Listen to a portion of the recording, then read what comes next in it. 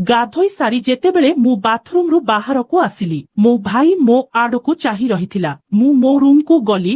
ସେ ପଛରୁ ଆସି କବାଟ ବନ୍ଦ କରିଦେଲା ଏବଂ କହିଲା ଯେ ଆଜି ଘରେ କେହି ନାହାନ୍ତି। ଆଜି ମୋତେ ତୁମକୁ ଦେଖାଇବାକୁ ପଡ଼ିବ।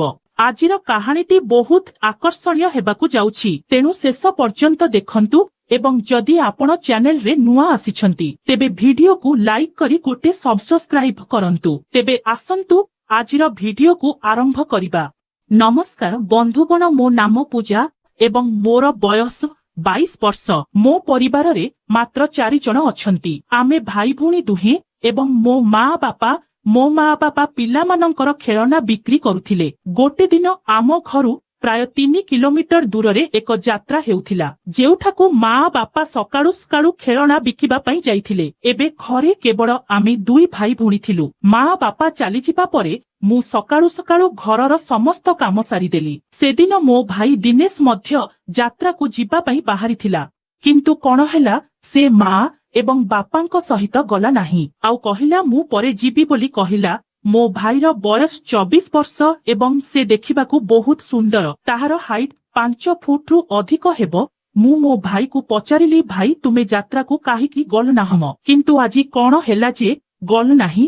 ସେଇଠୁ ମୋ ଭାଇ କହିଲା, ଦିଦି ମୋର ଯିବାକୁ ଇଚ୍ଛା ହେଉନାହିଁ, ମୁଁ ଆଜି ପରେ ଯିବି ବୋଲି କହିଲା। ମୁଁ କହିଲି ଠିକ ଅଛି ଭାଇ। ତାପରେ ମୁଁ ମୋ ମଳିଆ ପୋଷାକ ସଫା କରିବାକୁ ଗଲି। ସେହି ସମୟରେ ମୋ ଭାଇ ମଧ୍ୟ ସେଠାକୁ ଆସିଥିଲା। ମୁଁ ଜାଣି ନାହିଁ କାହିଁକି ମୋ ଭାଇ ଆଜି ମୋ ପଛରେ ଆସୁଥିଲା। ଯେତେବେଳେ ମୁଁ ମୋର ପୋଷାକ ଧୋଇଲି ଏବଂ ଗାଧୋଇବାକୁ ଲାଗିଲି, ସେହି ସମୟରେ ମୋ ଭାଇ ରୋଷେଇ ଘରେ ଖାଦ୍ୟ ଖାଉଥିଲା। ସେ ତାଙ୍କ ମୋବାଇଲ ବାହାରେ ଛାଡ଼ି ଚାଲି ଯାଇଥିଲେ। ଯେତେବେଳେ ମୁଁ ତାଙ୍କ ମୋବାଇଲ ପାଖକୁ ଗଲି, ହଠାତ୍ ତାଙ୍କର ମୋବାଇଲରେ ଏକ ମେସେଜ ଆସିଲା, ଯେଉଁଥିରେ ଲେଖା ଅଛି ଯେ ମାଇ ହାର୍ଟ, ତୁମେ ମୋତେ କେବେ ଭେଟିବାକୁ ଆସିବ? ମୁଁ ଆଜି ଘରେ ଏକା ଅଛି ବୋଲି ମେସେଜ ଆସିଥିଲା।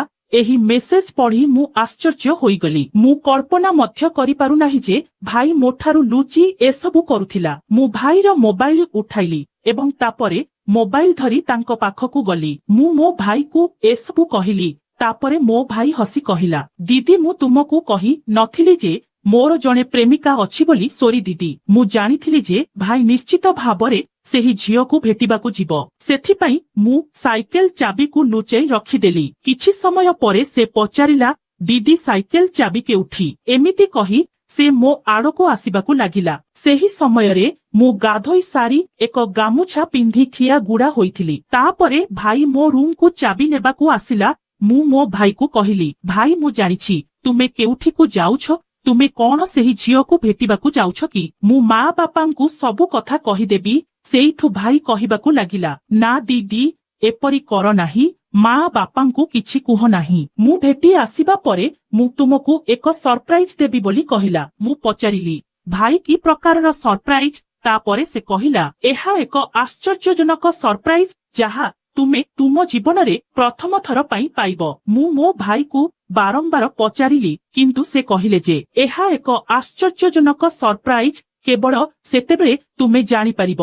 ମୁଁ କହିଲି ଠିକ ଅଛି, ଯଦି ତୁମେ ମୋତେ ନ ଦିଅ ତେବେ ମୁଁ ସବୁ କଥା ମା ବାପାକୁ କହିଦେବି ବୋଲି କହିଲି। ଭାଇ କହିଲା, ଦିଦି ତୁ ଟେନସନ ନେନି, ମୁଁ ତତେ ପକ୍କା ଦେବି ବୋଲି କହିଲା। ଏହାପରେ ମୁଁ ମୋର କାମ କରିବାକୁ ଲାଗିଲି ଏବଂ ମୋ ଭାଇ ସାଇକେଲ ଚାବି ନେଇ ସେହି ଝିଅଟିକୁ ଭେଟିବାକୁ ଗଲା। ଯେତେବେଳେ ସନ୍ଧ୍ୟା 6ଟା ବାଜିଥିଲା, କିନ୍ତୁ ଭାଇର କୌଣସି ସନ୍ଧାନ ମିଳିନଥିଲା। ମୋ ମା ଏବଂ ବାପା ମଧ୍ୟ ଆସିଥିଲେ। ଆମେ ସମସ୍ତେ କେବଳ ଭାଇକୁ ଅପେକ୍ଷା କରିଥିଲେ। ମୋ ବାପା ମୋତେ ପଚାରିଲେ, ଭାଇ କୁଆଡେ ଗଲା?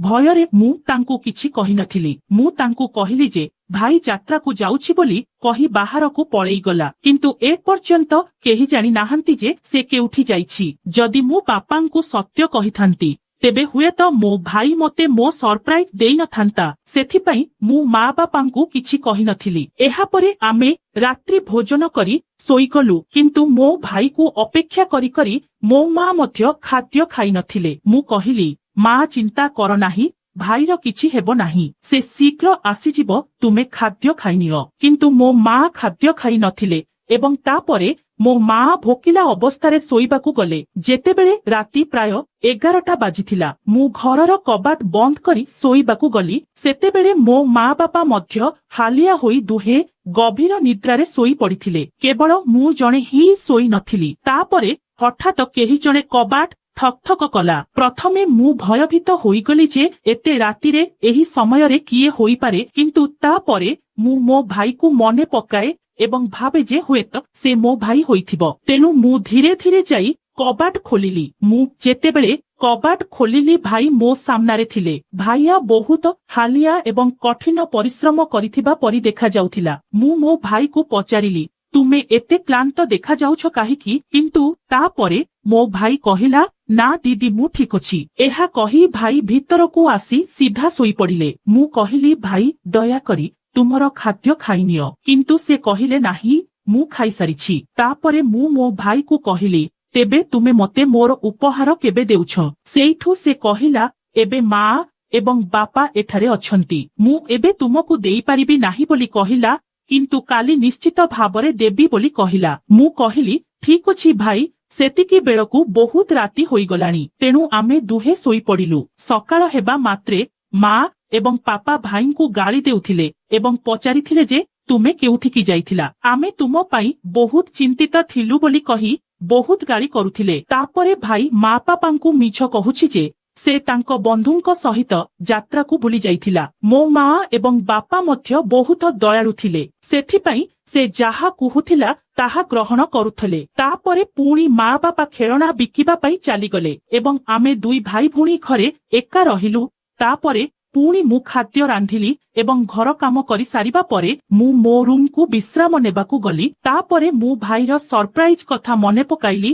ଭାଇ କହିଥିଲା ଯେ ସେ ଏହାକୁ ମୋତେ ଆଜି ଦେବେ। ତାପରେ ମୁଁ ମୋ ଭାଇ ପାଖକୁ ଗଲି ଆଉ କହିଲି, ଭାଇ ଏବେ ମୋ ସରପ୍ରାଇଜ ଦେ ବୋଲି କହିଲି। ତାପରେ ଭାଇ ମୋତେ କହିବାକୁ ଲାଗିଲା ଯେ ଆସ ମୋ ରୁମକୁ, ମୁଁ ତୁମକୁ ତୁମର ସରପ୍ରାଇଜ ଦେବି ବୋଲି କହିଲା। ତାପରେ ମୁଁ ମଧ୍ୟ ତା ସହିତ ଗଲି। ତାପରେ ଭାଇ ମୋତେ ଏପରି ସରପ୍ରାଇଜ ଦେଲା ଯେ ମୁଁ ଗୋଟେ ସପ୍ତାହ ପର୍ଯ୍ୟନ୍ତ ଖଟରୁ ଉଠି ପାରିଲି ନାହିଁ। ଭାଇ ମୋତେ କଣ ଗୋଟେ ସୁଙ୍ଗେଇ ଦେଇ ନିର୍ଧୁମ ଚାଲିଲା। ମୁଁ ଖାଲି ଏପଟ ସେପଟ ହେଉଥାଏ। ପ୍ରଥମରୁ ମୋତେ ବହୁତ ପେନ୍ ହେଲା, ଆଉ କିଛି ସମୟ ପରେ ବହୁତ ଆନନ୍ଦ ମିଳିଲା। ଏହା ମୁଁ ମୋ ଜୀବନରେ ପ୍ରଥମ ଥର ପାଇଁ କଲି। ବହୁତ ଶାନ୍ତି ଲାଗିଲା।